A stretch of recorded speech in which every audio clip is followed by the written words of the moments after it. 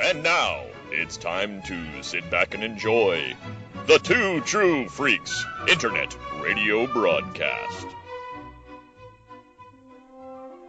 I sense a disturbance in the Force. You always sense a disturbance in the Force. It's them. Left. We're doomed.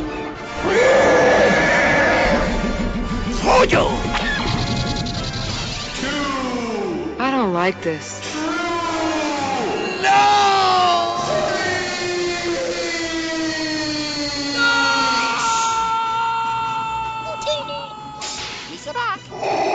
Really pissed me off.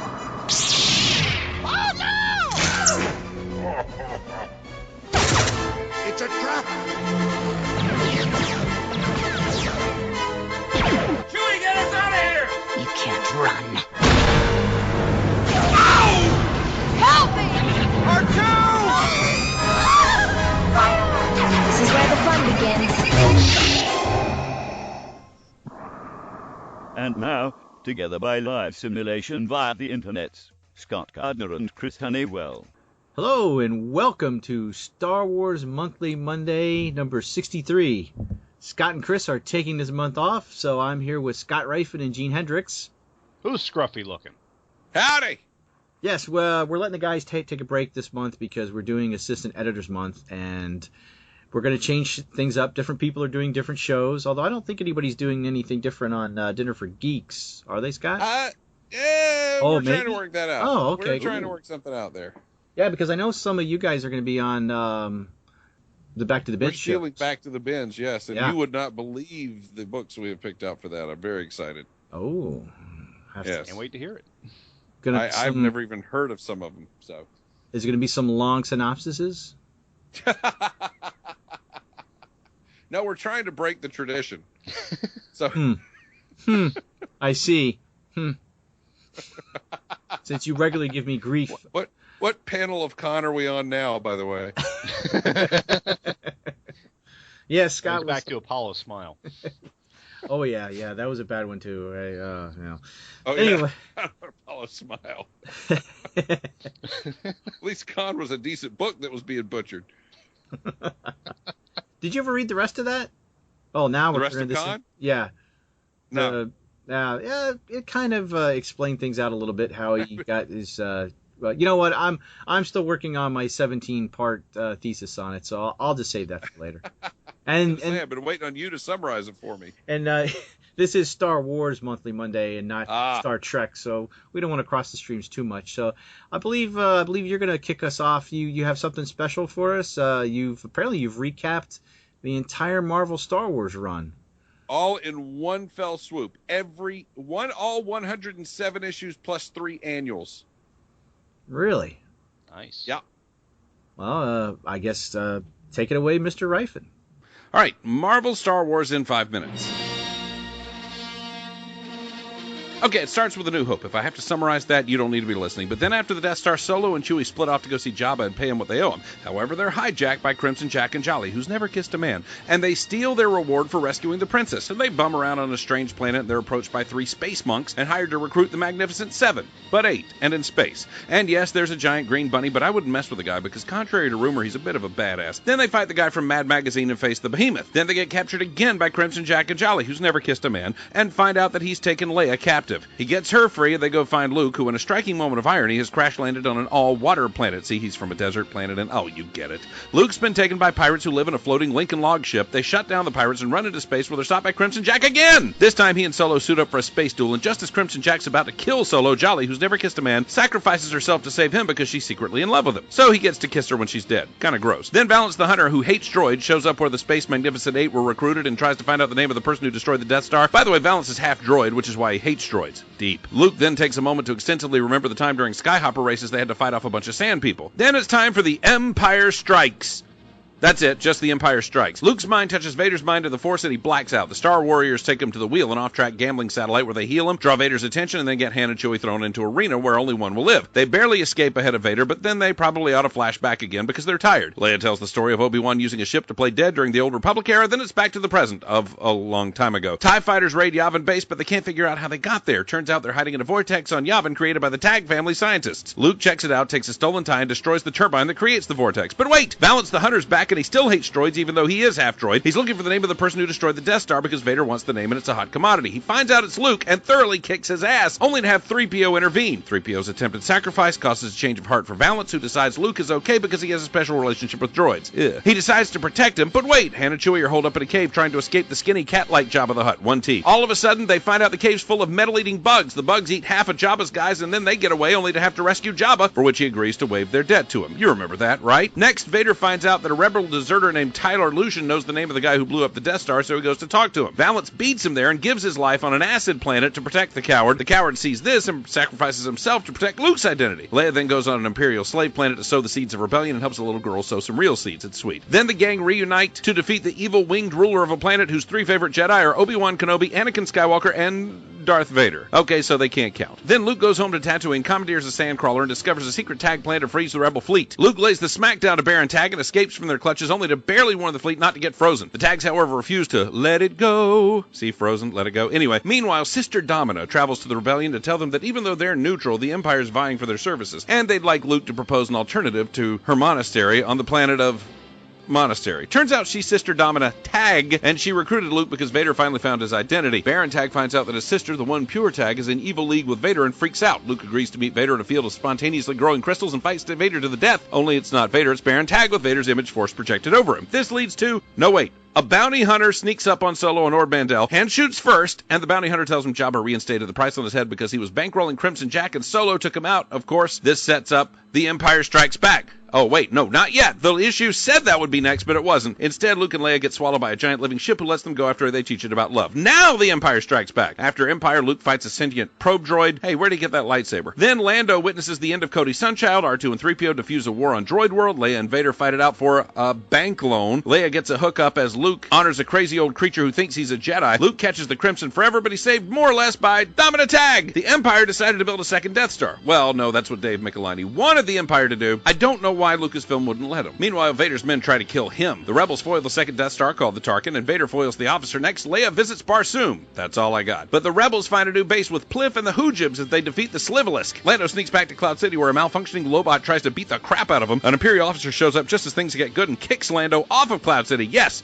off of Cloud City. Lobot uses a jetpack to save him. They go down to Bespin to get help from the Ugnaughts. Meanwhile, Luke and his new lady friend Shira go to Cloud City to find Lando, only to mix it up with the Imperials. Cloud City saved, the residents come back home. Next, R2 and 3PO save the rebel fleet from being burned up by going on a spacewalk. Luke and Lando go to a market planet, are almost eaten by a trash monster. Then Luke finds out that his lady friend Shira was a refugee from the Empire, and she goes back to her home planet to honor their sacrifice to the Empire. The Empire has a new secret weapon, and Luke and new lady friend Shira go on a mission to stop it. They're in stolen ties, and during the battle, Luke has to use the Force to decide who's trying to kill him and blow them up. When he gets back, he finds the last tie he blew up was his new lady friend Shira. No! He's arrested and escapes, returning to her home planet to repeat her ritual, only to find she was an agent of the Empire and she was sending signals to Darth Vader.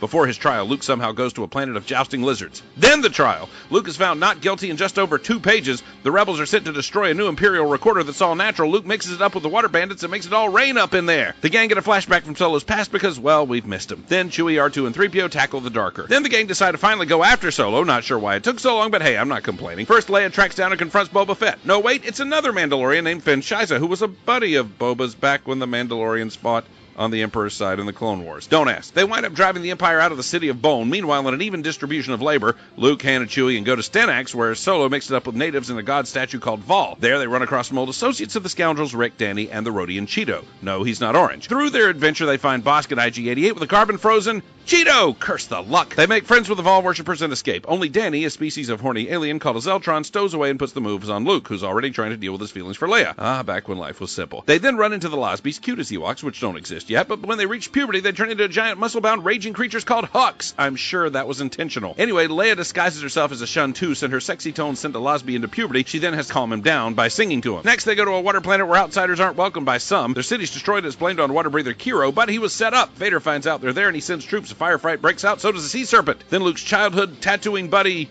Wedge gets stuck on a transport after the Battle of Hoth and is about to give up hope when he's rescued by his old childhood buddy Luke. Luke disses some kids who idolize him, so one of them becomes a stormtrooper. Lando calls himself Drebel and dresses like Captain Harlock in order to scheme his way into a goddess called the Minstrel. 3PO falls in love with a robot named Ellie, who is blown away looking out for her master. Then Return of the Jedi. Well, it would have been if they had run that adaptation of Marvel Star Wars, but they didn't. But this is where it would have been. Next, Boba Fett takes on Solo again on Tatooine after crawling out of the Sarlacc pit, but he commandeers a sandcrawler and winds up falling right back into the pit. Luke goes to hang with Kiro, and Kiro leaves his people and takes off with Luke. Lando teams up with a hot chick for a filler con game story and wins a crystal from a legendary star system in a card game and goes to their home for more, but it doesn't work out. The real Drebel wants Lando's hide, but he and Lando end up teaming up, and Lando gives him a gift, the Vol Goddess statue, right in front of some Vols. Leia's life is saved by a stormtrooper from Alderaan. He dies. She cries. She's a chick. Rick, Duel, Danny, and Kiro show up, and everyone's in danger, and Kiro nearly dies trying to save everyone. Danny thinks he's hot. Lumia arrives on the scene. She wears armor like Darth Vader's, but with metal Princess Leia cinnamon buns. But who is she under that respirator mask? Luke gets involved in a civil war on a planet where there's always a traitor. Always. Leia struggles with identity issues. Is she a soldier or a diplomat? On Kashyyyk, the gang meet a guy named Knife who looks like Frankenstein, and they bust up slavers. A potential apprentice for Luke shows up, but he's really his own sister, and he dies. Or she dies. Best left there. Luke settles issues on the planet of the kitty cats. Then the Losbies and the Ewoks declare war on each other. Yes, that's how far we've sunk. Then Knife comes back, Kiro's attack, and Luke gets the crap beat out of him by Lumia and her light whip. Top 10 cool things in the galaxy. Light whip. Luke manages to Hulk out and knock Lumia's mask off, and she turns out to be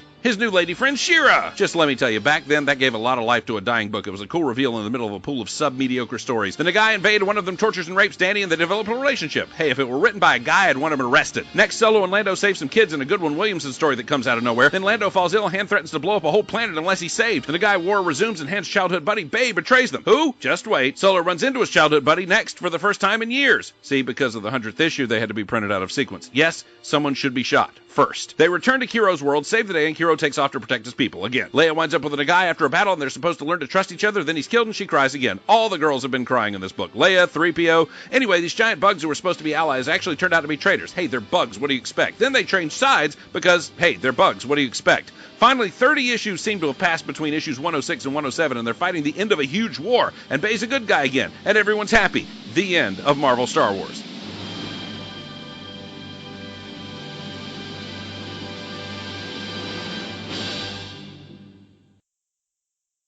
That's it? You know that's not enough for the whole show, right? Yeah. Sorry, guys. I thought it would be a little longer. When I practiced it in front of the mirror, it seemed longer. Seemed a lot longer. It seemed a little longer than the con synopsis, actually. You often stand in the mirror and think things are longer? Well, that's okay. Usually, yeah. Well, no, that's objects. Objects are larger than they appear. Yeah. No problem. Hey, could you just move a little to your left? Oh, okay. All right, Gene, push the button. But Bill, I don't think he deserves that. Wait, what? Just push the button. Fine. Well, on to plan B.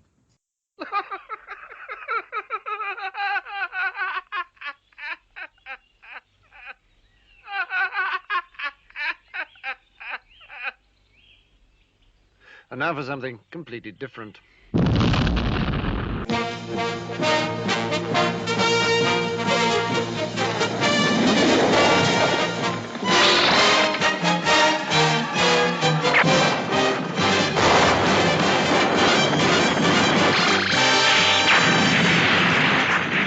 We're off to outer space. We're leaving Mother Earth to save the human race. Our star blazers, searching for a distant star, heading off to Iscandar, leaving all we love behind. Who knows what dangers we'll find? We must be strong and brave. Our home we've got to save. If we don't, in just 1 year, Mother Earth will disappear. fighting with the Gamilons. We won't stop until we've won. Then we'll return, and when we arrive, the Earth will survive with our Star Blazers.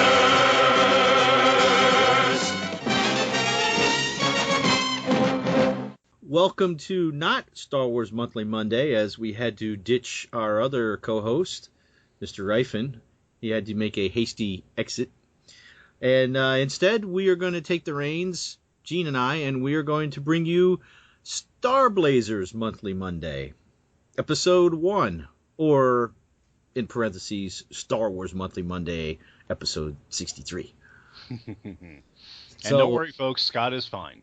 Yes, there was a large cushion of pillows at the bottom of that hole. At least, I think it was that hole. Oh, well. Anyway, I'm sure he'll be back for Dinner for Geeks in a few weeks. Optimistically. Yes. I'm sure the other guys are really concerned about his welfare, too. Oh, yes. Yeah. Especially Ron. Just Ron. Now, some of you may be wondering, what the heck is Star Blazers? Well, actually, they might be wondering what's going on in general. This month, the entire Two True Freaks network is going to change things up. I think on the majority of the shows, I think all the shows have pretty much been slated, except for possibly Walking Dead Wednesday. I don't know yet. Different people are going to take different shows.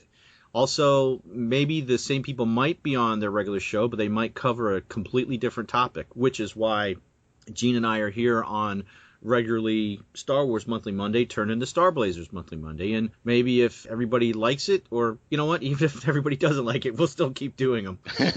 We'll just do our own show later. Yeah. That's just what the feed needs, another show. Oh, yes, exactly.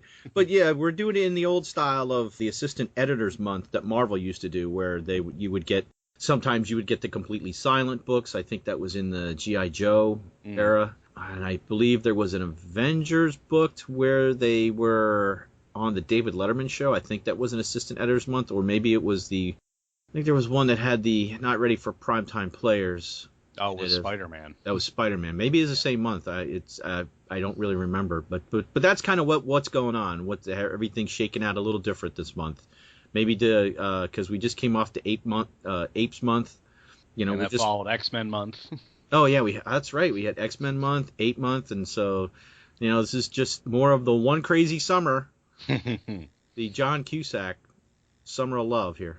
At some point, we'll get back to your regular schedule of programming, but not this month. So what are we doing, Gene? Well, we're doing a little review of a show called Star Blazers, and this is a show that both Bill and I grew up with, and we love it. Yes. Unfortunately, there are some people on this feed that have no idea what it is, so we are going to correct that. We're going to tie them down and force them to listen to this. That's right. We're going to come to your house. We're going to shove MP3 players in your ears and make you listen whether you want to or not.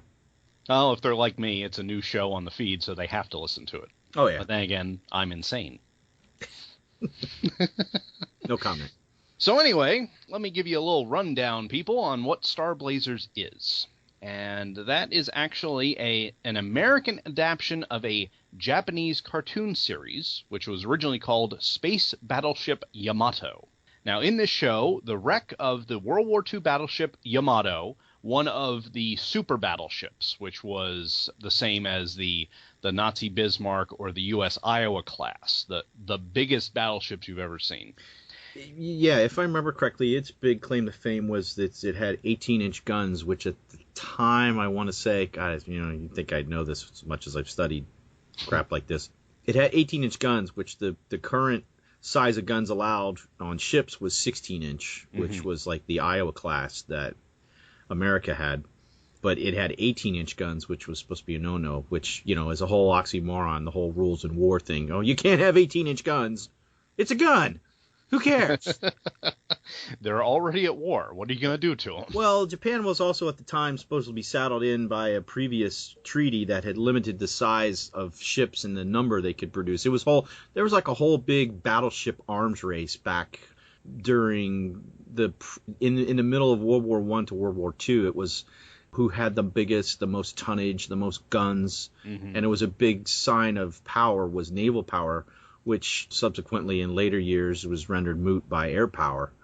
But all right, I'll get off my history soapbox.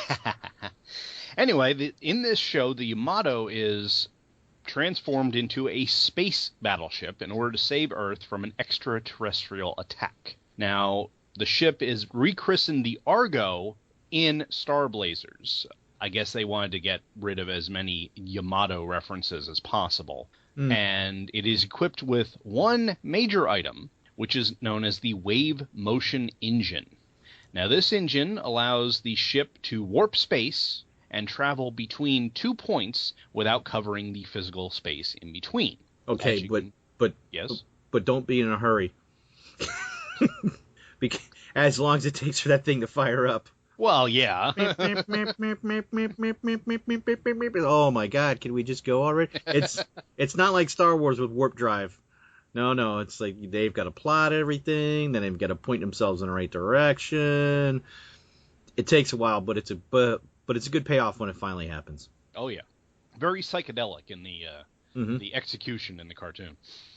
Being that humans are the way we are, a way was also found to turn the energy from this engine into a weapon, known as the Wave Motion Gun, which essentially turns the ship into a giant cannon capable of huge destructive force. Picture the Death Star's super laser, but mounted on a ship. It's that powerful. Yeah, and if you haven't taken a close look at the Photoshop for this week's episode, go back and take a look. You might see something in the corner blowing up the Death Star.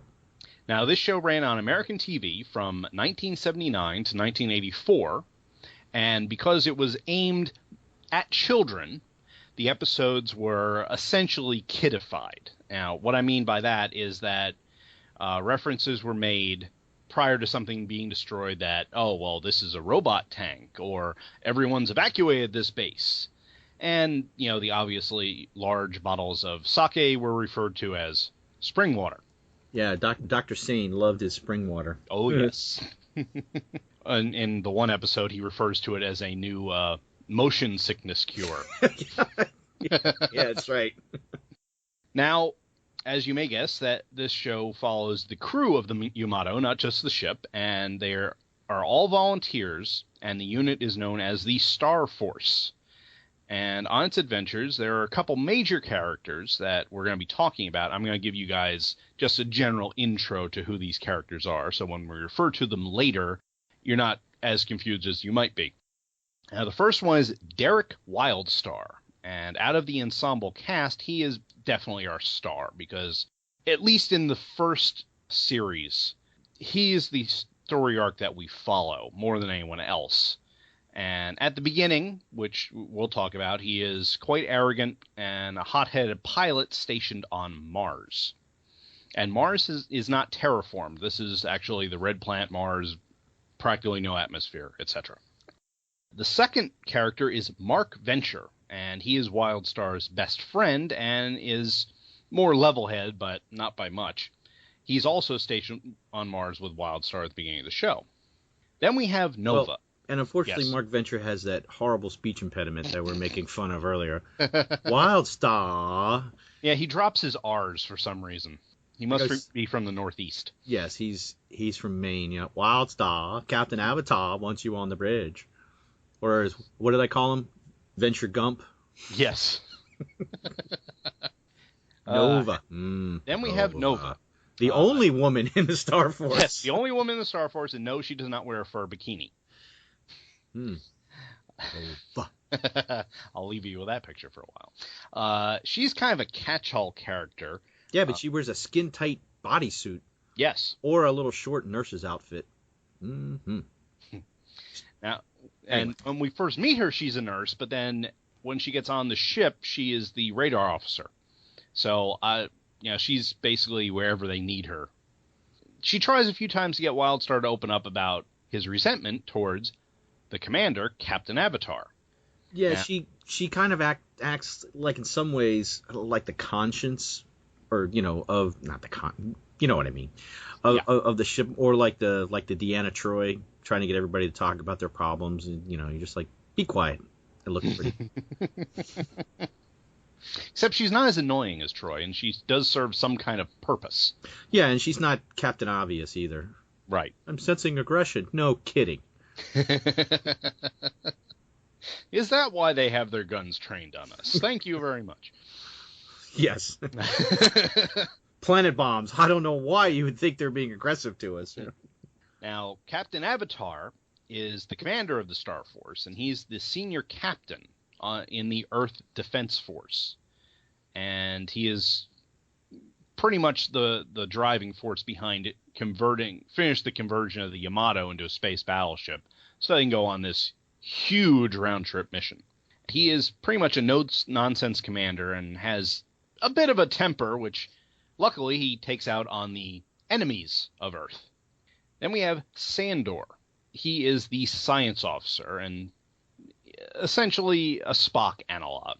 Mm-hmm. He's stereotypical, much more calm than the rest, and usually called upon to create some kind of device to get them out of their current jam. And it's usually I didn't know they could actually do this in 5 minutes, kind of thing. Then we have Orion. And if Sandor is the Spock analog, then Orion is Scotty. He's an old Irishman, has been with Captain Avatar for years, and he's responsible for the wave motion engine, and seems to instinctively know how it works and how to repair it, even though it's alien technology. The wave motion engine powers at 110%. And then there's Dr. Sane. Oh, boy. With any cartoon out of Japan at this time period, no matter how serious it was, you had to have one cartoony, goofy character, and that's Dr. Sane.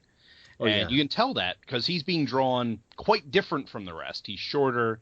He has pinpoint eyes where the rest have, the regular big anime eyes. He looks like a Sontaran almost from Doctor Who. A little bit, Who. yeah. I mean, his head is kind of weirdly shaped. His little tiny beady eyes. He has no neck. He has no neck. It's like shoulders, neck, shoulders, head. Shoot, one solid piece.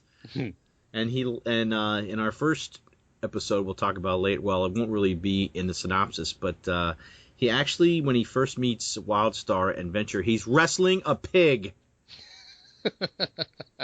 And there's this whole sequence. He's trying to get the pig into a room, and he's pulling on the pig, and he's pushing it, and next thing, the pig flips him over, and he gets him in a hold, and the pig bites him on the butt. I mean, he is blatantly the cartoon, the comic relief of the show. Now, comic relief or not, he is typically the voice of reason. Later on in the show, he basically berates Captain Avatar for a decision he made. But this is the guy that always has his spring water with him. Yeah, wink, wink. Then we have IQ-9, and he is the token robot of the Star Force. He's a very advanced model with super strength, the ability to separate himself into smaller parts, which can apparently fly. Yeah. And he has a very high IQ, of which he is constantly reminding everybody. Yeah, he's also a voyeur because he can detach his head and attach it to a wall and listen to a conversation on the other side. And who knows what else he can detach and go watch. Kind of a creepy robot. Yeah, well, in the Japanese version, he is obsessed with Nova to the point where they refer to him as the robot pervert. I'll have to go back and watch that again. Now, in addition to the Star Force characters, we also have their chief enemy, Deathlock of Gamilon. Deathlock is a soft-spoken dandy with a healthy dose of respect for his enemies, especially Captain Avatar. But this covers a ruthless streak, since it's on his orders that the attack on Earth with planet bombs was begun, and he's happy to order troops to their death with a smile on his face. Yeah, Deathlock, I don't want to say he's like a pimp, but he just has and he talks like this the whole time. Yes, ha ha ha ha. But he's just got this little lilt in his voice, almost elf-like, and he has a grayish bluish military uniform. And the Gamilons, I believe, they all have blue skin too. Is it blue? Well, that's something that's interesting. I think that changes. I think there's a couple different. They start out the series and they're like the original series Klingons. They're very tan but they look human. And then later on, I can't remember exactly which episode it is, but you see Deathlock walking, and he originally has like light brown hair and this tan skin color, and as he's walking, the lighting changes, and he has bright blonde hair and bright blue skin. Yeah. So I think that at some point they were told, well, you know, these aliens don't really look that alien, and they had to retool it, and they just... Well, because about halfway through, they actually capture one and bring it on the ship and pull its like flight suit off, and they see that it's blue.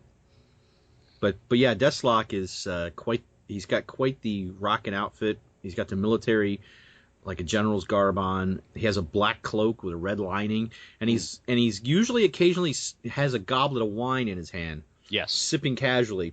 Ah, yes, the Star Force. Ha ha ha ha.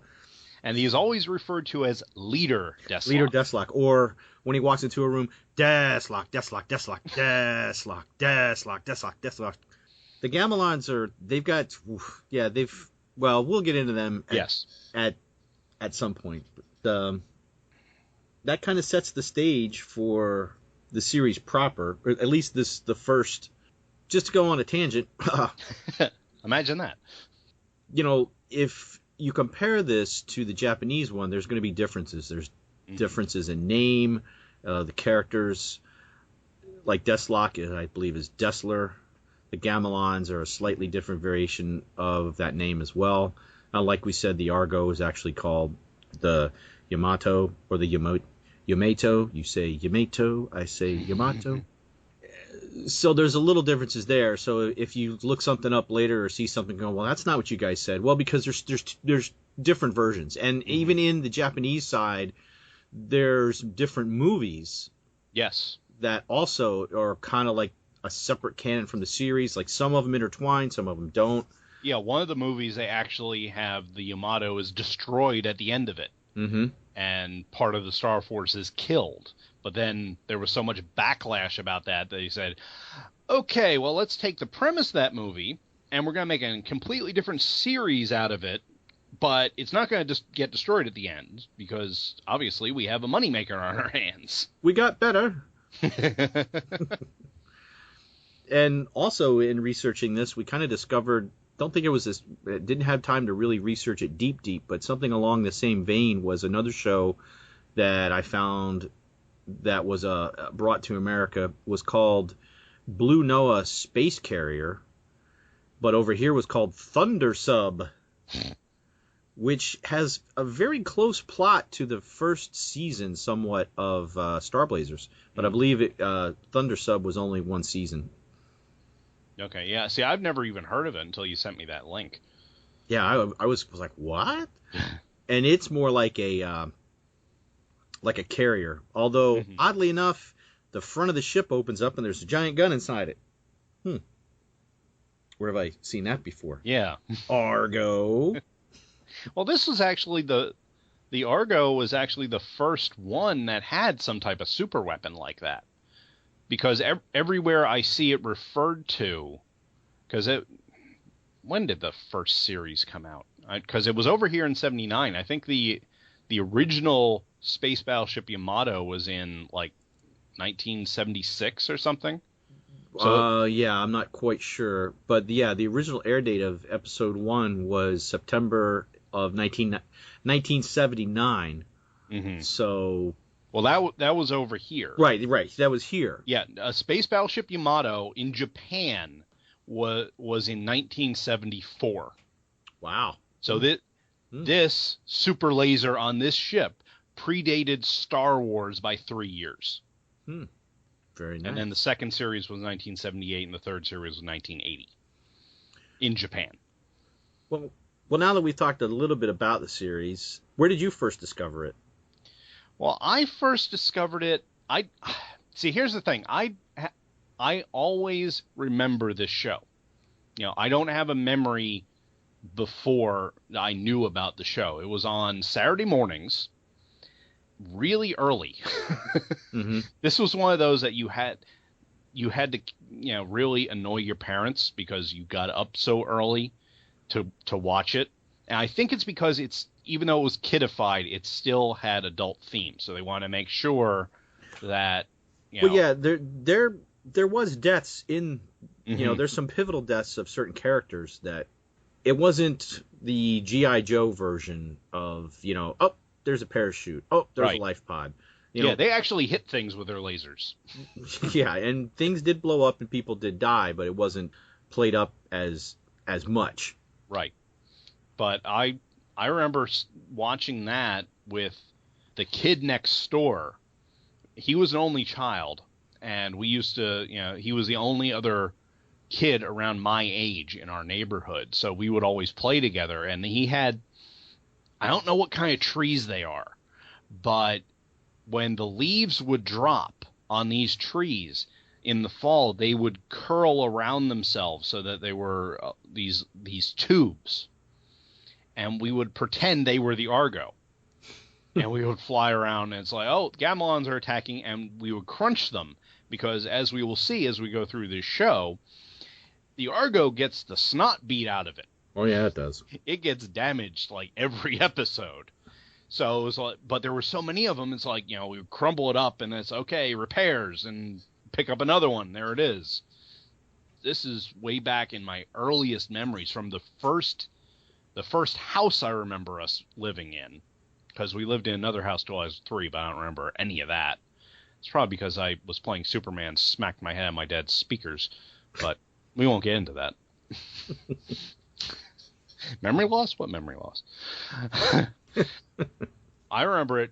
This had to be like 1980, 81, so it was fairly early in the run on U.S. TV. How about yourself, Bill? How did you discover it? Well, I know exactly when I discovered it because, unfortunately, I had traveled back to New Jersey for my grandfather's... Hey. What? No. It was why I traveled there. It wasn't because I traveled back there. No, we'd gone back to New Jersey for my grandfather's funeral. And back in like probably 1980, 1979 sometime. And while there... It was on Channel 17 out of Philadelphia, if I remember correctly. One morning while we were there, I caught this show on TV, and it was Star Blazers, and had the ship. And, you know, this was right after Star Wars had come out. So, you know, this is a big ship in space, and it fires lasers, and there's explosions, and oh my God, what's going on? And then came back to Florida. It was about another 6 months until I could find it down here. And just like up there, it was, although up there, I think, I don't remember catching it that early, but well, when I might have caught it off a New York station. Maybe. But when I came back to Florida, I found it was on at like 6 or 6:30 in the morning. Mm-hmm. So, and it was only on Saturday, so you had to get up really early to catch it. And then I think it was sometimes followed by a episode of Ultraman. Okay. So yeah, it was like an hour block there of Star Blazers, and then some good old Ultraman giant monster fighting. Yeah, see, with us, I think it was shown with Battle of the Planets.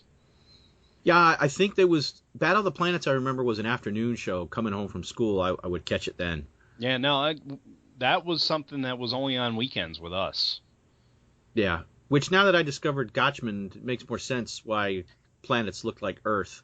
Yes. They look like, wow, all these planets look like alien planets, but when they get in the atmosphere, the sky's blue. And it looks like a beach somewhere on Earth. I don't get it. So, yeah, it made a little bit more sense. Which, on another tangent of a tangent, you saw who passed away, right? Yes. Yeah, the voice of Mark on Battle of the Planets, Casey Kasem. Mm-hmm. Yep. And among many, many other cartoon Oh, voices. yeah. Yes. Most notably, for those of you listening and had no idea what Battle of the Planets is, Shaggy on Scooby-Doo and Robin on the Super Friends. Mm-hmm. Holy free holies, Batman. I don't think they ever said that. Did he do that a lot on the Super Friends? I don't think so. I at least remember it once or twice. Oh, yeah, I'm sure it happened. I don't think it was every show. It wasn't Burt Ward. No. Kind of, every 5 minutes. No. But so anyway, Star Blazers. Back to Star Blazers. So yeah, we've both had this, because I was about like in '79, I was 10. So I discovered it when I was 10 or 11, and then for many, many, many years, because actually there are 3 seasons of the American show. There's the Quest for Iscandar, the Comet Empire is season 2, and season 3 is called the Bowler Wars. Now, I'd never seen the Bowler Wars on TV, and I had never seen all of the Comet Empire. I pretty much caught all of season 1, the Quest for Iscandar, but that was always the elusive one, was the rest of the Comet Empire and the Bowler Wars, until I got out of the Navy, and suddenly I found like an anime place here in Tampa, and they had like a box set of, the Quest for Iscandar I had to track down in 13 individual videotapes, 2 episodes per tape. Then I got the Comet Empire in a 6 videotape set, and I got the Bowler Wars in a 6 videotape set. But now I believe you have them in DVD or Blu-ray? I have the entire Quest for Iscandar on DVD, which I think is like 8 DVDs. And then I have the first 2 of the Comet Empire on DVD. But I had not seen anything beyond that. And then in doing research for this show, we discovered they have all 77 episodes on Hulu for free.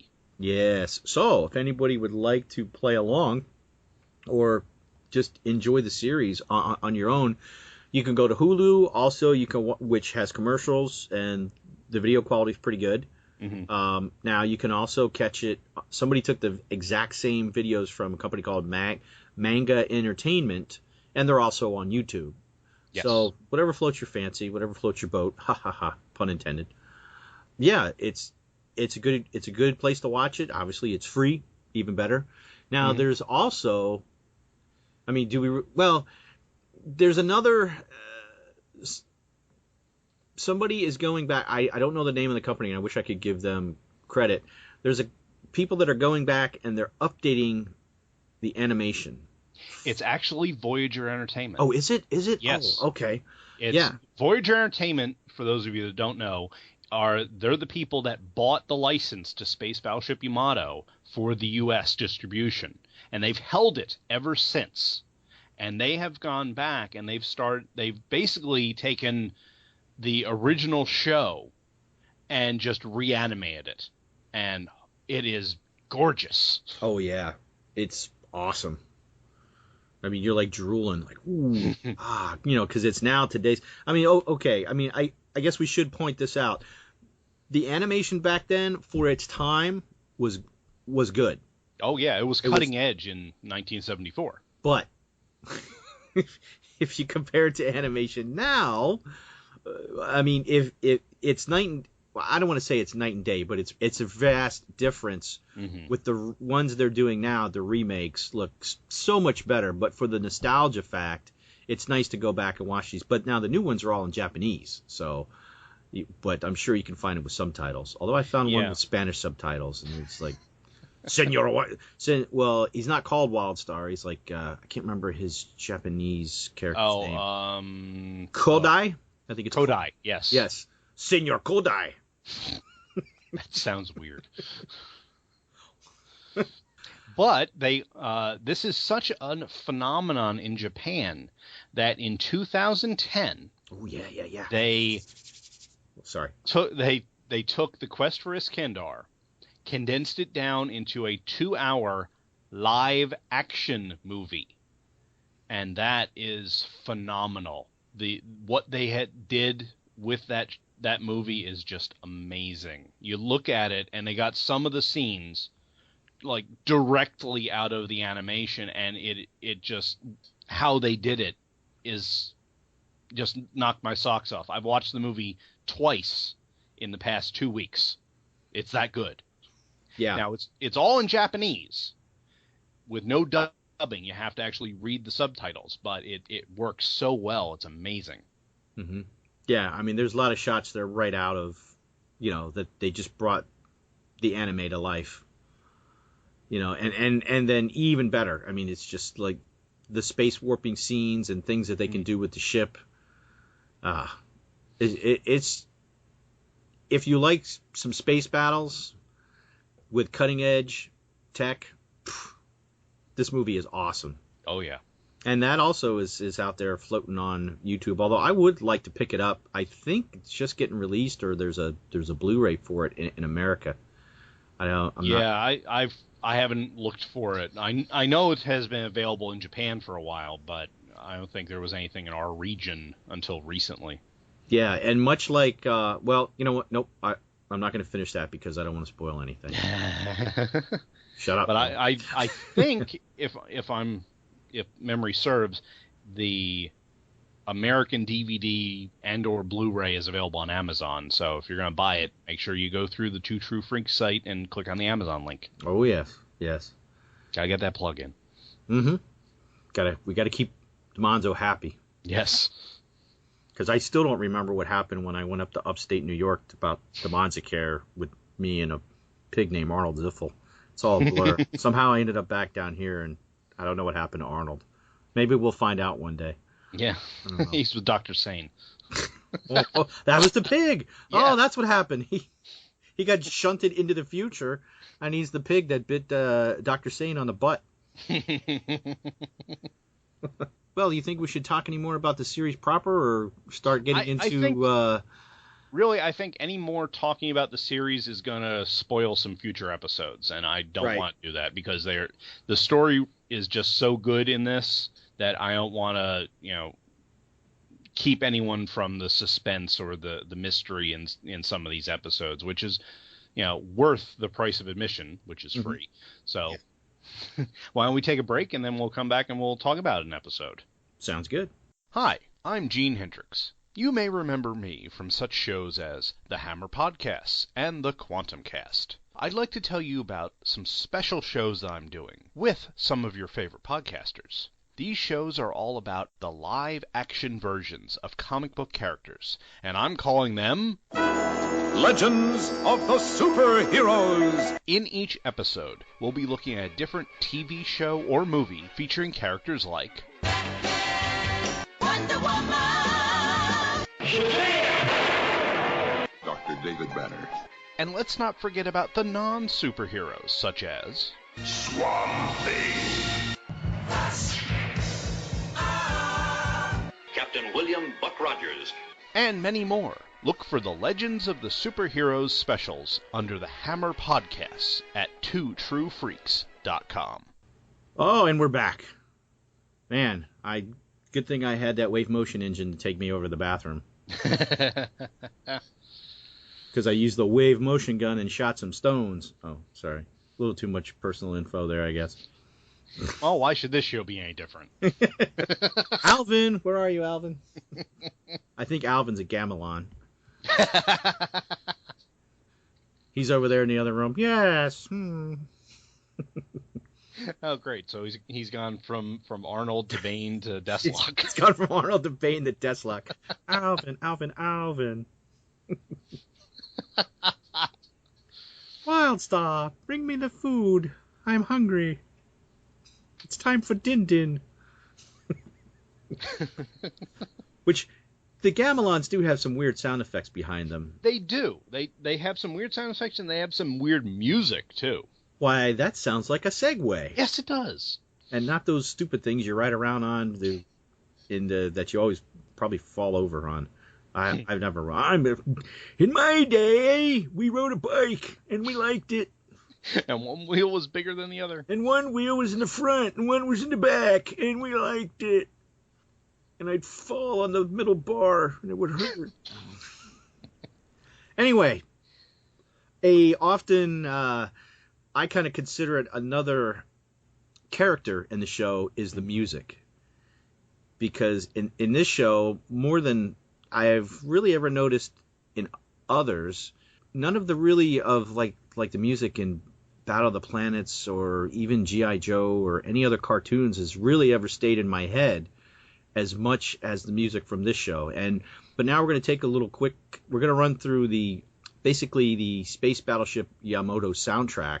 Probably going to play a little clip from each one and just talk about each song just real quick before we get into talking about the 2 episodes we're going to cover tonight. The first track on there is the actual Space Battleship Yamato opening theme, which you heard at the beginning of this as well, which there is a Japanese version, and I'm going to play that here.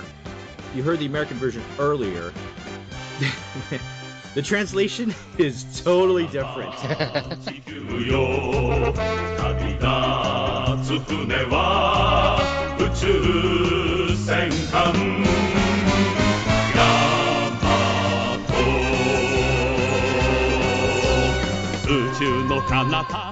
Well, it's interesting because if you know the Star Blazers theme, you can hear why they had to use certain words. You know, like the whole name Star Blazers is to go over Yamato. Yeah. Yamato.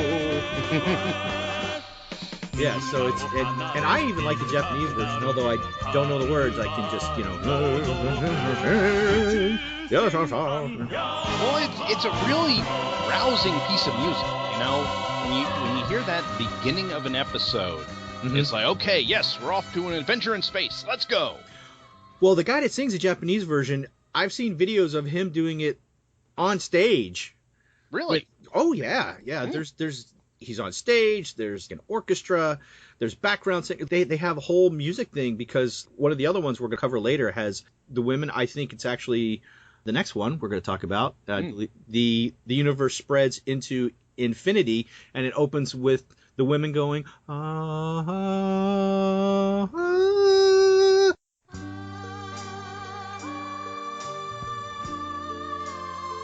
And there's 3 women. They're on stage with him, and they're doing the vocals for this. Now, this was always the song. It was like it's like very siren-like. It's like sad. It was often when they were going on a journey somewhere in the series. You know, we're leaving Earth. This was the sad music. Or when someone was going to die or off to do something that they didn't think they were going to come back. This is the music that you would hear and would accompany it. Yeah, it's really a melancholy kind of music. You know, it's like, oh, are we going to ever see them again? Kind of thing.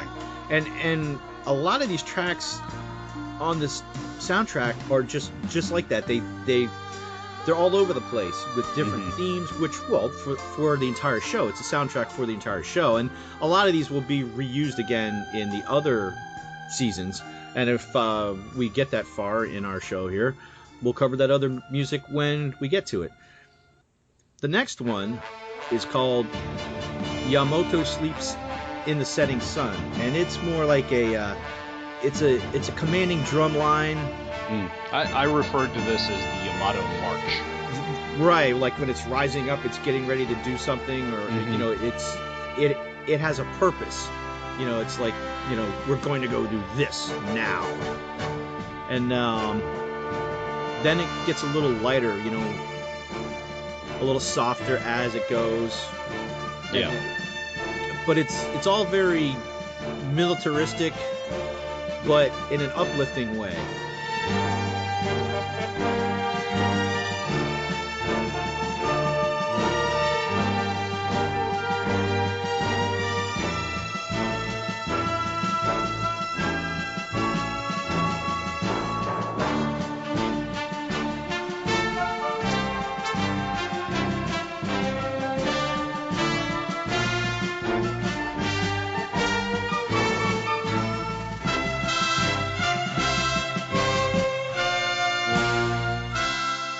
It's basically the main theme just slowed down a bit. Right, and we'll see that, and a lot of these are just a variation on the main theme, which next one we go into, track 4, which is Yamato launches from Earth, and this is when the first time it rises out of, which we'll discuss in our synopsis, is that it was buried. When it sunk, it went down in the sea, and then it was embedded in the seafloor. But because of the planet bombs, all the water's gone on the planet Earth. So it's exposed, but it's covered in rock, and this is when it first breaks free, and then it turns into this 70-ish, it's like real, Well, the visual for you guys is the Yamato breaks free of the Earth. It's, now it's up and flying. It's reborn. And then it goes into this joyous, like, yeah, we're flying! Isn't this great?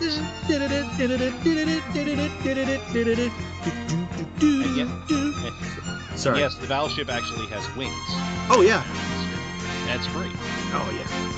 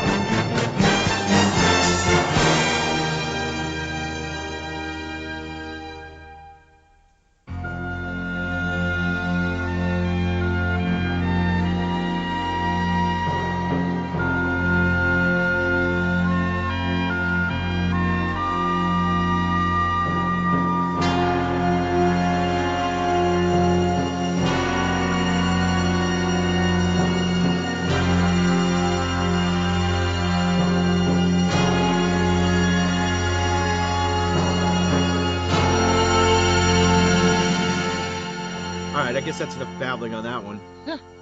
Now this one, track 5. Oh, man. I don't know if this is called Interdeslar, which would be Interdeslock. This sounds like some new age jazz or something.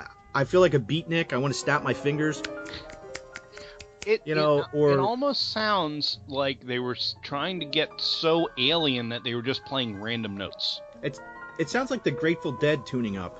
Yeah. I mean, you have that weird alien sound, but then it's also like, I've got this harp here. I'm just going to pluck that string and that string and there's no rhythm to it. No, really. It's just they're trying to make it. These are aliens. It sounds like this music sounds good to them. When Alvin runs across the piano in the middle of the night, scares the crap out of me. Bink, bink, bink, bink. What?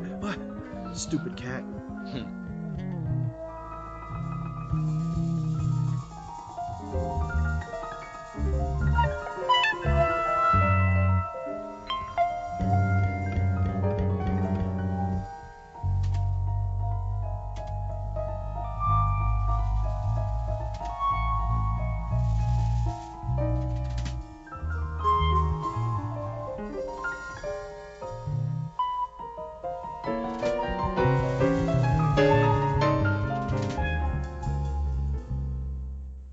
Track 6 is called The Women of Iscandar, which is the, oh look, it's a pretty girl music. It's the, oh, da, da, I'm a dainty girl, I'm so pretty.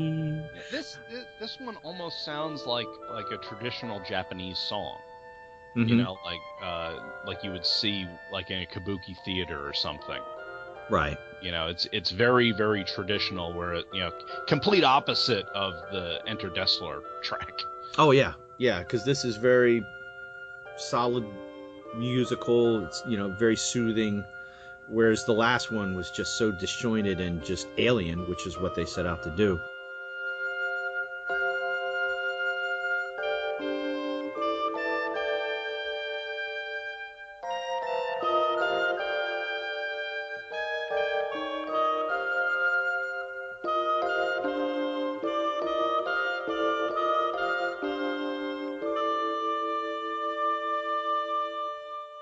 Then we go into track 7, which is entitled Sorrow, which is again... Boy, is that a descriptive name. I know, this is such a heavy, just sad. Yeah. It's like... And that's something that this show... Well, the name is Sorrow, so I don't know what else we expect out of it. Yeah, but I mean, the show was so good at using this music to force the mood, that That's why you and I remember all this. Oh, I know. This, you know, the music is what has stuck with me. I was so happy to find these tracks too. It's just, I do have and I might see if I can just go buy the soundtrack for better quality, because I've bought soundtracks for anime games before and such, like Final Fantasy VII. I have like a 4-disc thing I bought straight from Japan. It was like $60. Yeah, just because I love the music in that game. Well, that won an award for the music. Oh, did it? Oh. Yeah, Final Fantasy VII's music won some video game award for best original score. And it wasn't because of that annoying Chocobo chicken song.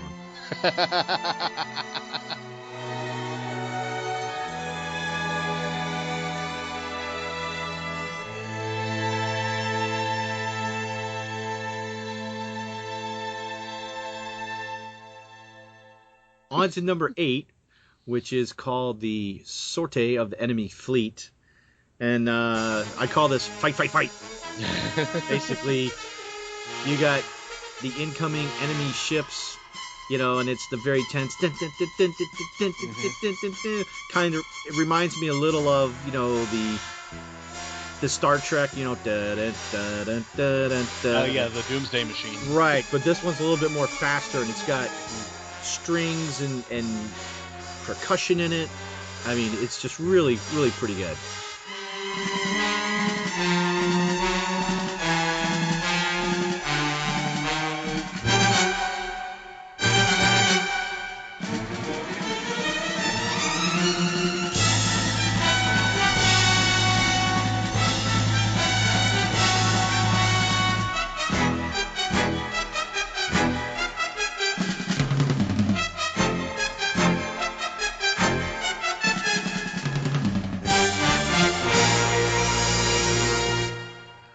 Next one is called Gathering the Fleet, and it's more like marching formation music. It's like, all right, we're getting all our ships together, we're gonna go out for a fight, here we come.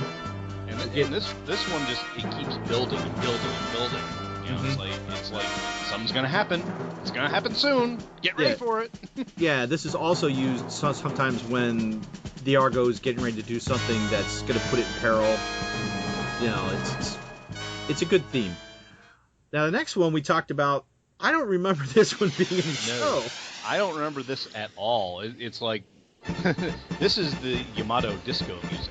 Yeah, this one's called Cosmo Tigers, and I don't know if this was just something on the soundtrack or maybe they did this in Japan, because we are listening to the Battleship Yamato soundtrack, and this was called Cosmo Tigers. And this is the straight up disco song on here it's backed up by spaceships flying. Yeah, it's with backed guns up by sound firing. effects. Yeah, it's backed up with sound effects, and it's just like a smooth, fancy disco song. And it's really the one that's kind of weird. Just it's upbeat and energetic, but it's like the polar opposite of where's the Inner Deathlock one or Deathlar one. Yeah, it's dance music is what it is. Yeah, this is dance music. It wouldn't surprise me if this was playing in a Japanese disco back in the 70s. Next one, track 11, is called Black Tigers, and this was another one of the fight, fight, fight. Yes. This was usually when you'd have the small ships flying around the larger ships, and you'd have the Gamilon fighters, and the Black Tigers were the name of it was the Black Tigers, right? Yeah, the Black Tigers, that was the Yamato Fighter Squadron. Right, because the Cosmo Tigers, I don't know where that name came from. The Cosmo Tiger is Wildstar's personal fighter. Oh, yeah, excuse me. Yes. I told you he was arrogant. Oh, yeah. But this was another, like the Star Trek. This sounds more like the fighting, like the, yeah, like close quarters combat fighting. Yeah, you listen to this and you can picture like a dog fight going on, because he's coming to get you. Oh, I'm behind him. I got him. Nowhere to go. But I think this was also used when they were infiltrating a base or something. Yes. Like in the Is Sergeant Knox in this series? Or is No, it that's Common Empire. Common Empire. Yeah, because at one point they picked up some Space Marines, and I think this is used like when they're infiltrating stuff. But the Star Force went on quote unquote away missions anyway. So yeah. So next we come to romance. This is another one I don't remember. Well, it's real short. It's only 47 seconds. But I want to say, I don't know, like maybe sometimes when we were looking at Nova, or there was a flashback when Wildstar was a kid. Okay. I want to say this is in there, although the title wouldn't really make any sense with it. But yeah, that's romance. So the next track, 13, is called Search Ship. And this is like okay, we've got something to do on the ship, we gotta fix it, we gotta search the ship, we gotta find something. And this is 70s funk. Right down to heavy bass, to Bois Chicka Bois with guitars, and it's got horns. It's just funk is what this track is to me.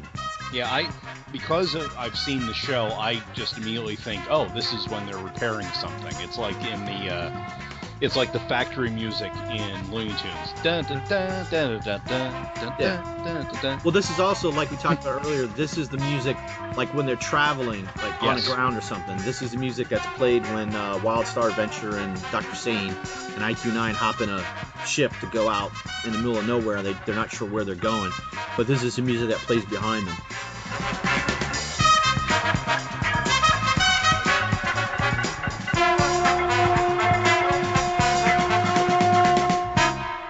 So next, Scarf of Sorrow. Scarf of Sorrow, yes, Scarf of Sorrow. This is like a variation on the main theme. This is one of the ones. This is like the sad version. Yeah, this is like the main theme is a dirge. Yeah. Normally they would play this when someone is thinking about, oh, my dead brother would have loved this, or I miss this person so much, or like I'm never gonna see my family on Earth again, that kind of thing. But it's one of those things that it's just, you hear it, it's like, oh, someone's in a funk.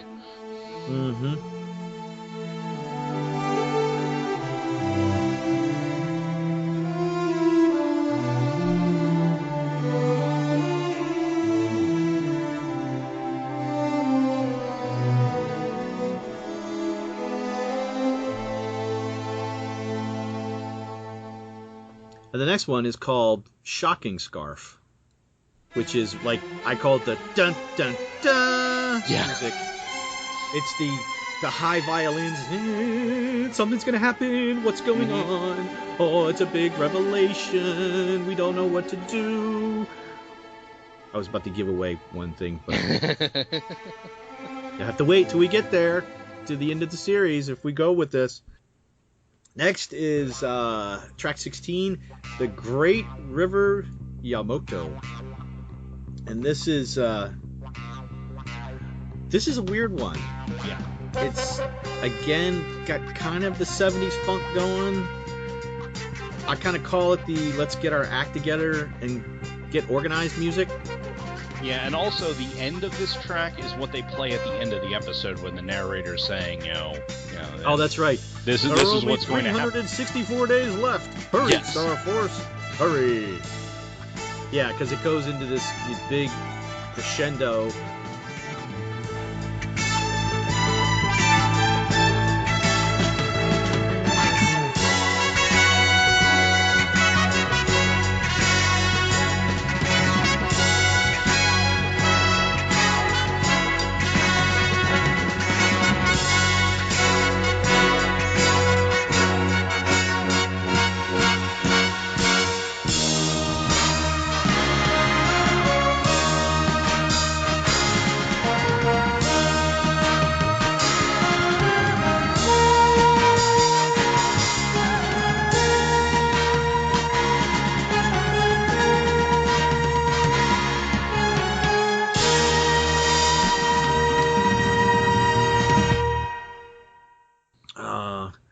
Track 17, Crossing the Beautiful Ocean.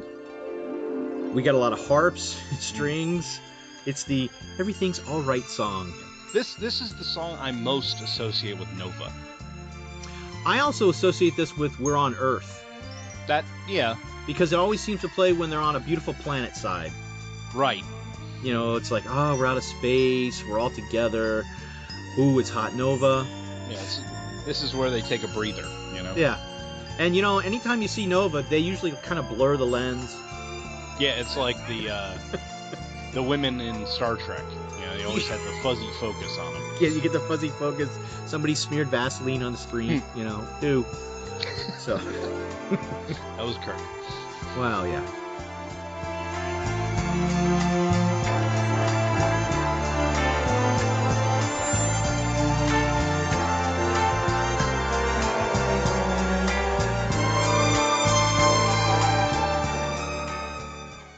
Next we have track 18, The Silence of Space.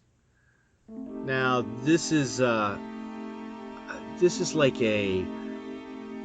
I call it the lonely space travel music. Like they would open with a scene and they would just show space, and then they would pan across and then you'd see something, and then it's got like a little bit of synth, or I don't know if it's harpsichord in here, but it's very, you know, eerie, ethereal space type music. Right.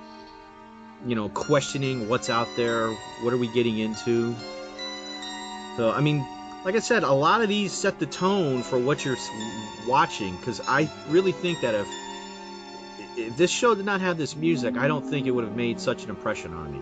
No, not at all.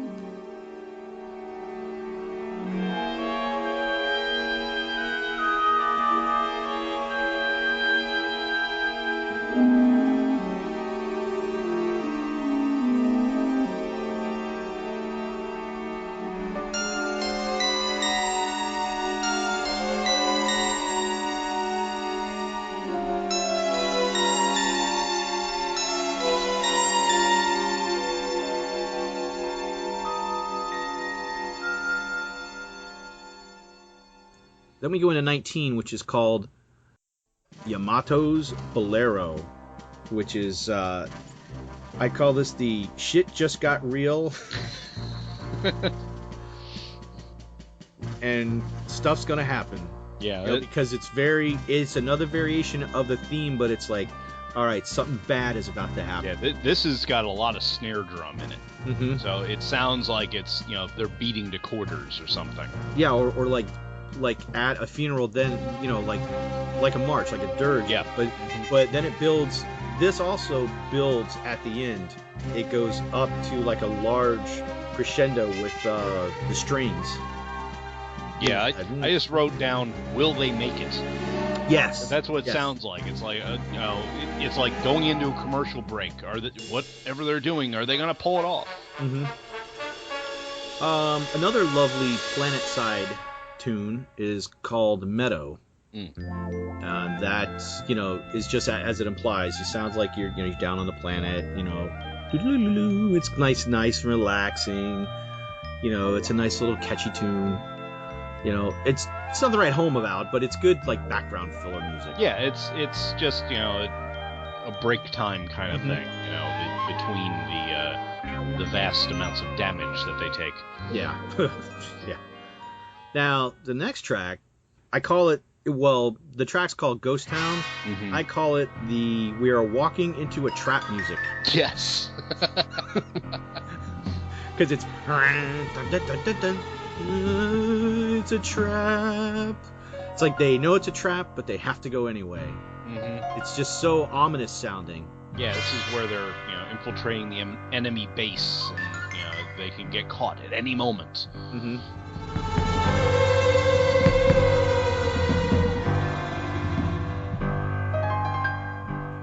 Then we have a track called Suspense A, which is track 22, and it's this one is like, I call it the something is fishy music.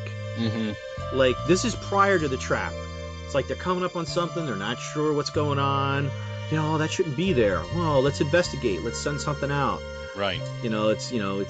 It's the questioning, and it too builds a little bit at the end to a nice little, not a big crescendo, but a small one.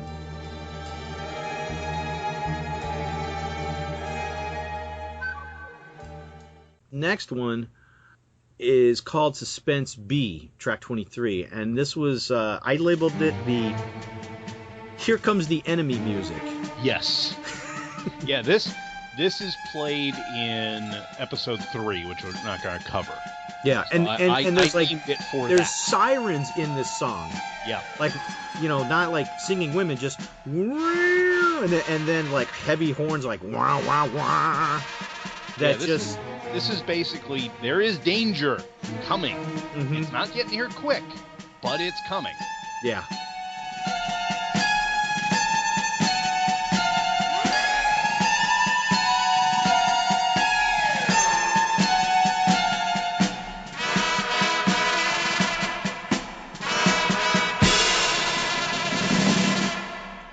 Then we have track 24, which is called the Launch of the Ship. I call it the We've Got a Mission music. Yeah. It's just, it's got a lot of strings again, a lot of funk in it. Yeah, this is like where they're flying like a transport ship or something to go, and we need to go collect this over here. Yeah.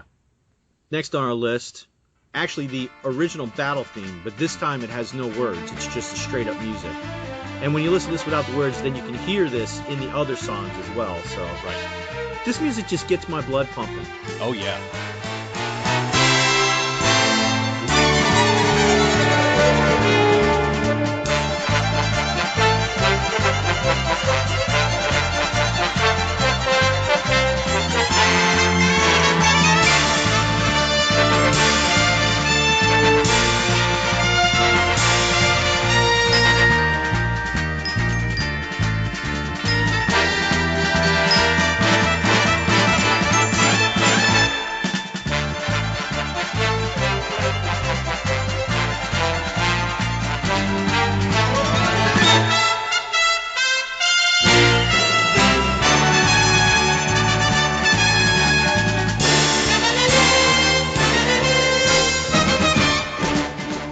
And now, next, though... And then we take it down. This, I don't know if it's just me, because sometimes, I don't know, melancholy things sometimes are more my things, and uplifting things. I know that's kind of weird. Maybe it's a weird dichotomy. But this, to me, I actually posted this on Facebook the other day, because this is what probably my favorite song out of all of them, just because me. It's a sad version of the main theme, another sad version, and there's 2 rises with the strings and stuff in it, that in the middle and one at the end, and when they play, it makes the hair on my arms stand up every time I listen to it. This is also played, when somebody's gonna die, or they don't know if they're gonna make it. It's just a touching song to me, but I guess I'm a softie. No, I really like this song. It's one of those pieces of music that evokes a primal feeling in you. So it's like when you hear this, there's smoke billowing out of the ship, and you hear this, it's like, they're not gonna make it, are they?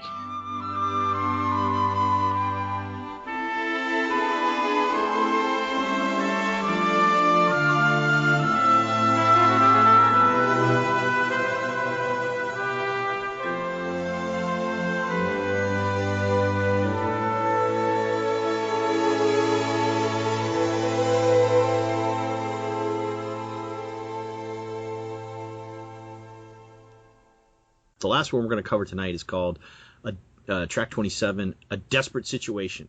And I call this the oh crap music. Yes. Because it's a lot of strings again, and usually this is when, we're walking into a trap, the trap sprung, this is the trap sprung, what the hell do we do music? Sandor, what can you do now? Yeah, Sandor, fix this. So, this is like... I can't give a lot of examples because it would give away stuff later on. Yeah. So, but yeah, this is the they're in the thick of it, and they've got to find a way out, and they don't know how they're going to do it yet. I think that pretty much covers the music for now, and hopefully I got my editing right, and you'll hear some of these tracks as we went along.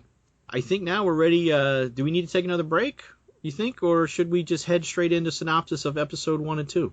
Well, why don't we just go right into the synopsis? Okay. Sounds good to me. I'm going to do a quick blurb on season 1 for brevity, because everyone knows how much I love to synopsize things. And it is Japanese, so hold on to your hats, people. Yeah. No, I'm reading I'm cheating, and I'm using Wikipedia. But there's a quick blurb about season 1, which I don't know if we completely covered. Did you cover it in your opening? No, I just gave the broad strokes of what the show was about. I didn't do anything about the quest for Iscandar. Okay. Well, season 1, the quest for Iscandar. The plot opens, or should I say this like the narrator? In the year 2199, planet Earth was facing extinction. In the mid-21st century, the mysterious planet Gamilon, a planet outside our solar system, declared war on all of Earth. These evil marauders of space, known for their ruthless warfare throughout the galaxies, began to bombard Earth with their deadly planet bombs. The surface of the Earth became unlivable. People could only survive by moving to underground cities far below the Earth's surface. There was no defense against the bombing.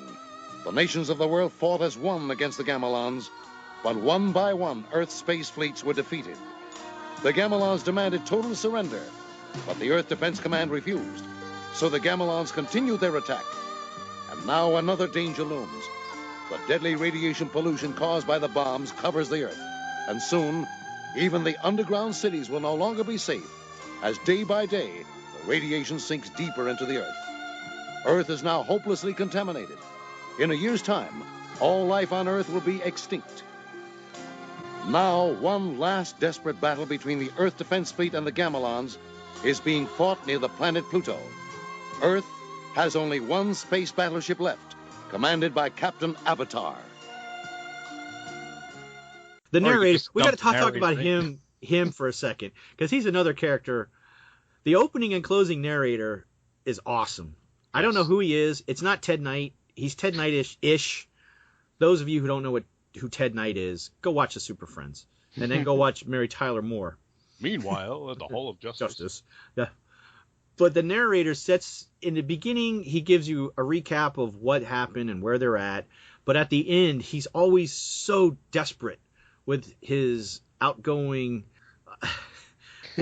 It's a countdown through the entire series. And like the last, he says, will the Star Force make it back? There are only 364 days remaining before life on Earth is extinct. The hopes of all mankind are with the Star Force. But can this ancient ship, with its brave but inexperienced crew, travel 148,000 light years and back in just one Earth year? Does Earth have a chance to survive? Will the Star Force return in time with the Cosmo DNA from Iscandar? Now there are 364 days left.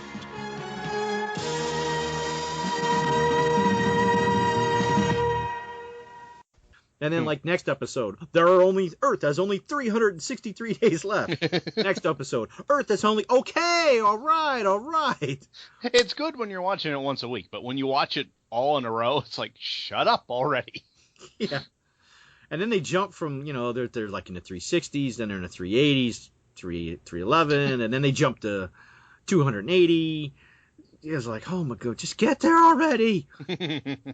The plot opens in the year 2199 with planet Earth facing extinction within 1 year due to radioactive pollution caused by planet bombs, the weapon of a blue-skinned humanoid alien race known as the Gamilons. A message arrives from Queen Starsha of planet Iscandar, providing Earth with the plans to build a superliminal engine. Wow, I said that without stuttering. And the promise that, if Earthlings can reach Iscandar, enduring what obstacles the Gamilons might put in their way, the Queen will give them a machine, the Cosmo DNA. I love that name. That can neutralize the deadly radioactivity and restore the Earth's ecosystem. The challenge borne by the crew of Yamato is to travel 148,000 light years to Iscandar and back to Earth in one Earth year. Now let's just think about that. Mm-hmm. 148,000 light years. Yes. To Iscandar and back. So round trip, 296,000 light years in a year. It's quite an engine. Yeah. Well, Iscandar isn't even in our galaxy. No. It's in the Great Melogenic Cloud. Mm-hmm. Along with something. Oh! I'm scared. I gotta be quiet. Which, you know what? I was gonna say they almost give that away in the first episode. Yes. But you don't know what you're looking at. Yes. You need to know what's going on to understand what they're showing you. Yeah. And that's all we're gonna say about that. Okay, episode 1, The Battle at Pluto.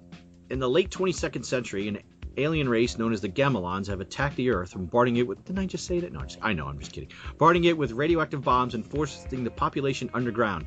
However, the radiation is seeping into the planet. Unless it's removed, Earth will become uninhabitable in 1 year. War with the Gamilons has also destroyed the Earth's space forces except for 2 ships. The Paladin, commanded by Alex Wildstar, and another ship, commanded by Captain Avatar. During a battle at Pluto, Avatar's ship is damaged. The Paladin gives Avatar's ship enough time to escape, but is destroyed in the process. And baby, it just ain't destroyed.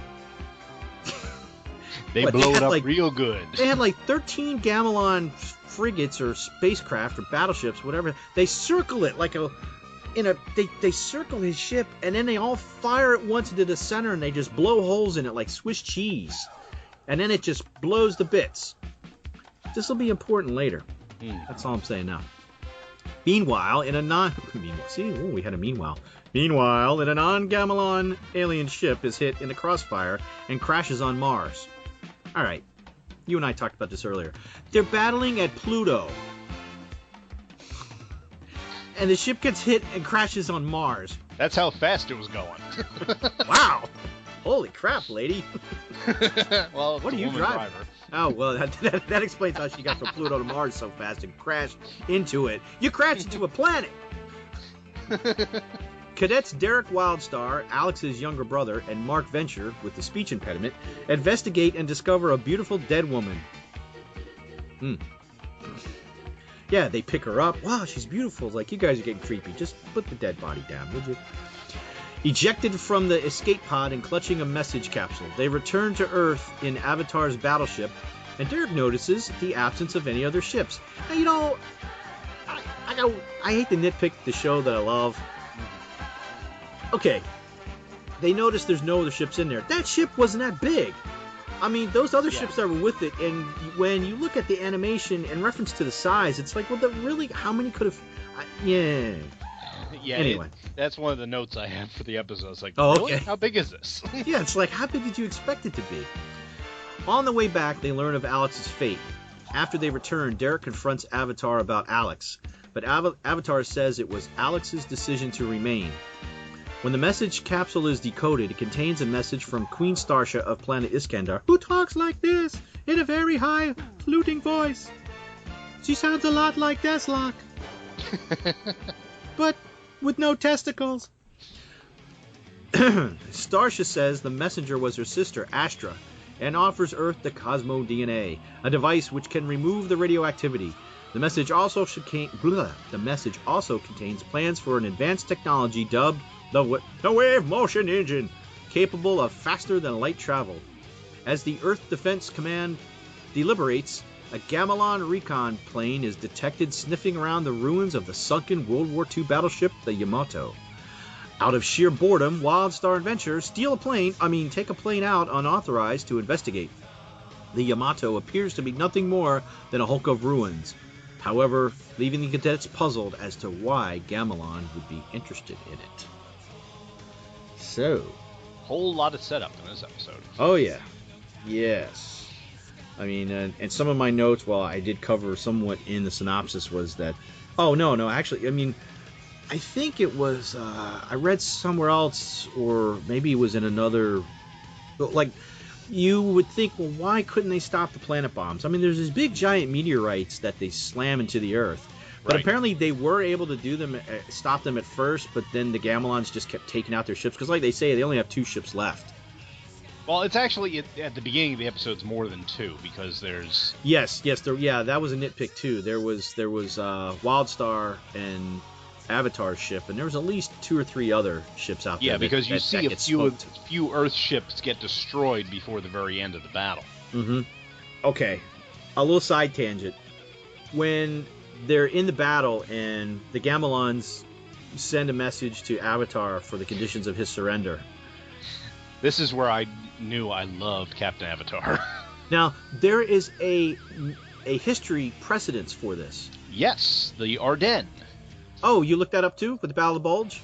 No, I knew it. Oh, okay, sorry. Well, yeah, I knew it too, but I looked it up to get for sure I had the right guy. It was General... Okay, what Captain Avatar's response is, idiots! Yes. And then, like, the radio guy turns and looks at him and goes, what, sir? I said idiots! I said idiots! And then, Gamilon Fleet, idiots! That's what the guy says back to them.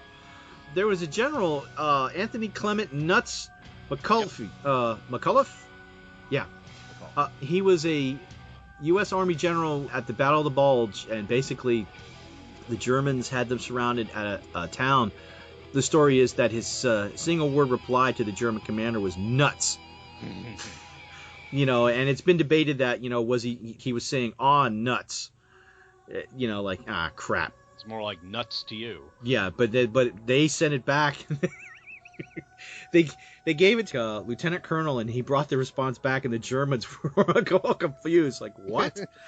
And it basically, and they asked the guy, well, what does this message mean? He says, in plain English, go to hell. So basically, Captain Avatar's like, go to hell. We're not taking your crap.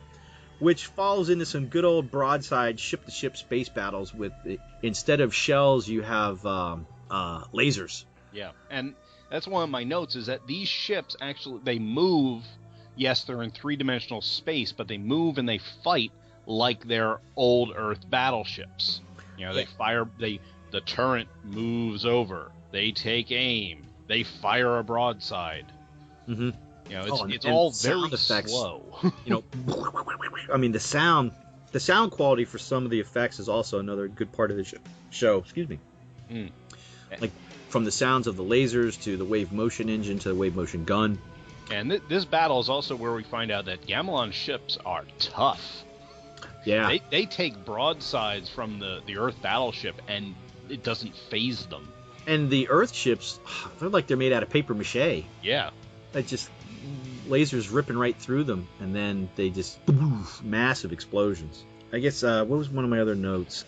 Well, we have Derek's brother Alex is captain of one of the missile ships. Captain Avatar has decided he's had enough, and he's retreating back to Earth. Alex sees that they're damaged, and he protects their flank.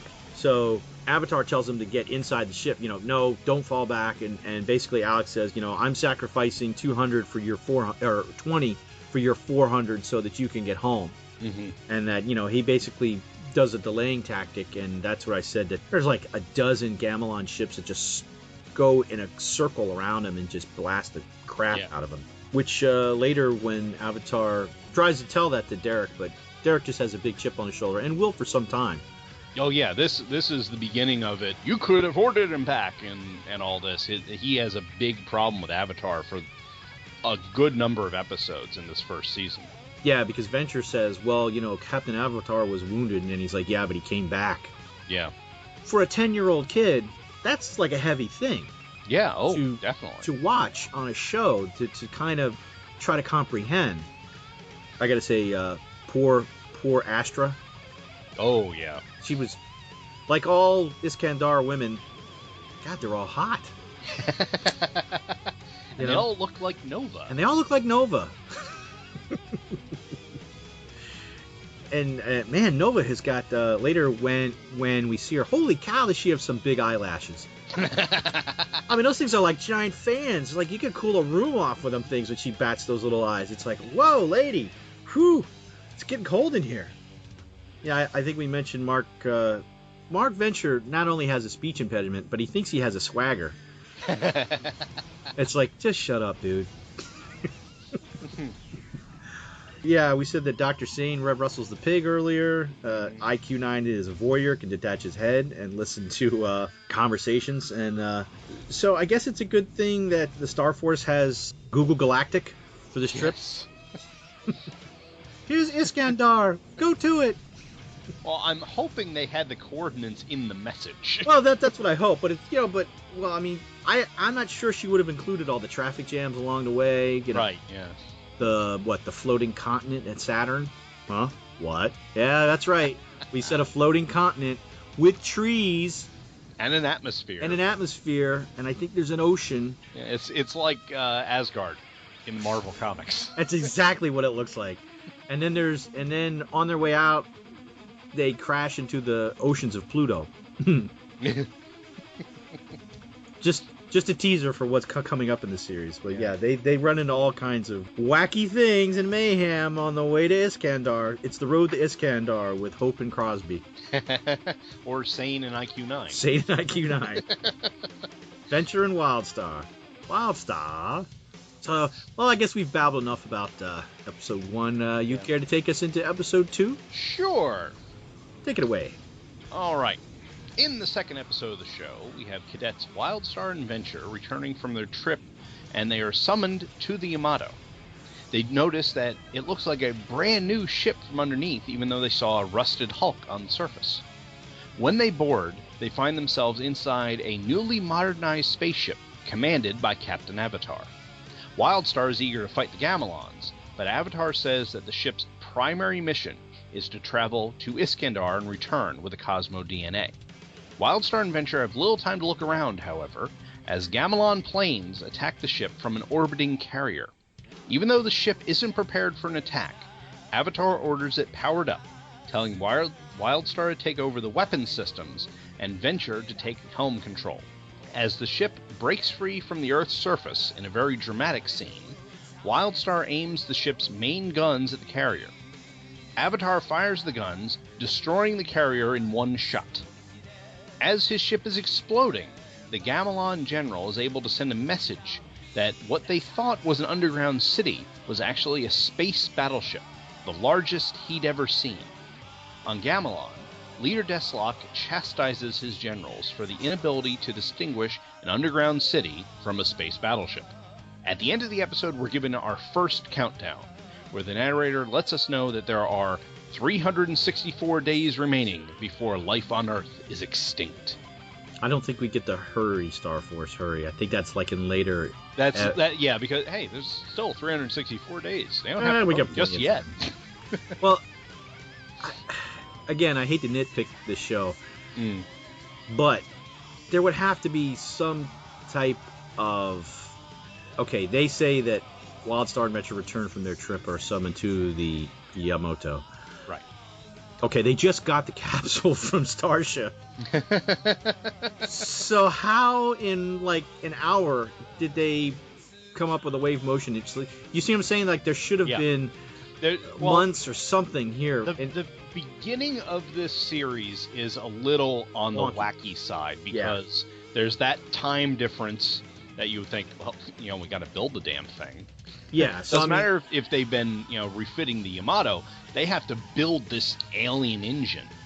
And they may have already been doing the Yamato, just like you said, but they still got to, they still have to put the wave motion engine in it. Mm-hmm. And what's interesting is that in this episode, they break free from the Earth and are floating above it and shoot. And then next episode, they have to break free from the Earth and float above it and shoot to destroy something. So it's like they don't remember what happened the previous episode. Mm-hmm. Yeah, I mean, once it gets started, though, it picks up a little. It's, and this may have been something to do with the translation over from the Japanese. It's been a while since I've seen the original. Yeah. So, but I mean, yes, we're going to admit we like the show, but it has a couple little flaws, so nobody needs to write in. Although, I don't know where you're going to write into. Write in back to the bins. I'll pick it up over there. So yeah, let me look at my notes. Yeah. Well, one thing to note is that Avatar has his arm in a sling, in the beginning of the episode. Oh, yeah. And they mention, the defense commander says, Avatar, your wound isn't healed yet. So this lays the groundwork for later on. Yeah, that wound may be more severe than you're led to believe at this time. Yeah. One of my favorite memories. This was the first time that not the main gun, not the wave motion engine, but the top deck, the 18-inch guns fire.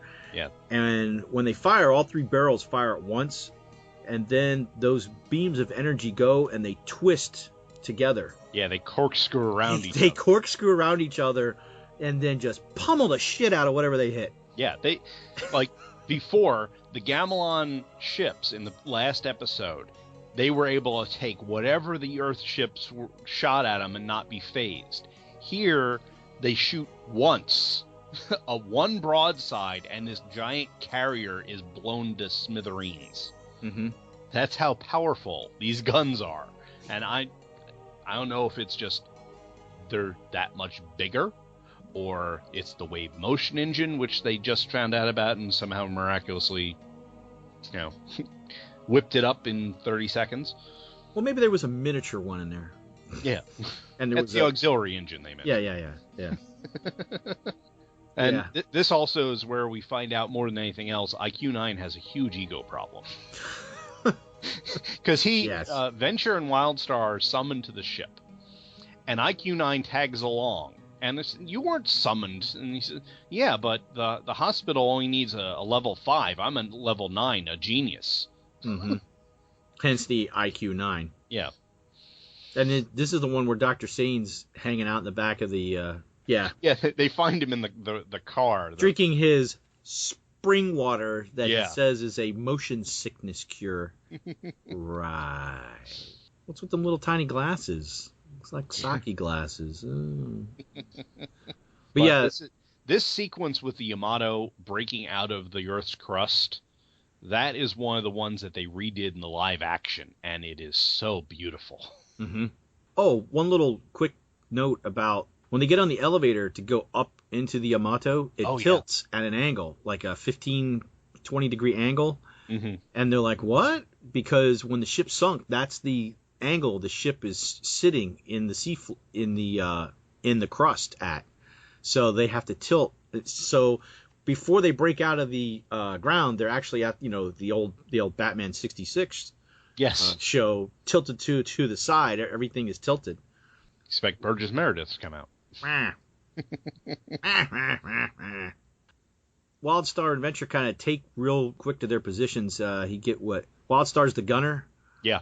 And he's having he's sweating bullets, man. He's trying to get the guns. I've never, these systems. Oh my God. He's like wiping, the sweat on the forehead. Oh.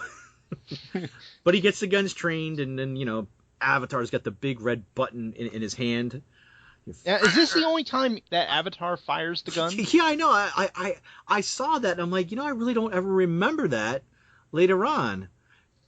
Well, because maybe you didn't trust Wildstar. I don't know. Well, later when they fire the wave motion gun, there's like a pop-up gun that comes out of the console that they actually line up with a display, which was actually in the live movie too. Yeah. I mean, the whole bridge, everything that's in anime on that bridge is in that live movie. Almost perfect. Yes. Just astounding, the level of detail. I just can't go on enough about it. But, and Gamilon, you're not fighting aggressive enough. Really? Maybe you should grow a pair. Shut up. Yeah, this is the first time we see the Gamilons, the first time we see Deathlock, and like I said, they all have the tan skin and everything, so they haven't been fully transformed into alien yet. Right. And with this is where we hear not that theme that we heard, but that weird Gamilon background sound. Mm-hmm. Listen to a sonogram or something before there's even sonograms is what it's just really weird. The sound of the fighters launching is just Oh yeah. It's just the Gamilons have their own sounds and music to them that just really really distinguishes them like we said earlier, makes them aliens. Yeah. From and the they design carry of that ships. over. I know we're jumping ahead here, but they carry that over into the second series, the Comet Empire. Oh, even more so. Holy crap, because the music for the Comet Empire, it's like pipe organ. It's pipe organ, yeah. Dun, dun, dun, dun, dun, dun, dun. I mean, it's so ominous. They use music to very good effect in the show. I think that music. Scott Gardner would like it. Oh yeah, the Comet Empire music I was just so scary as a kid. I mean, you knew something was wrong.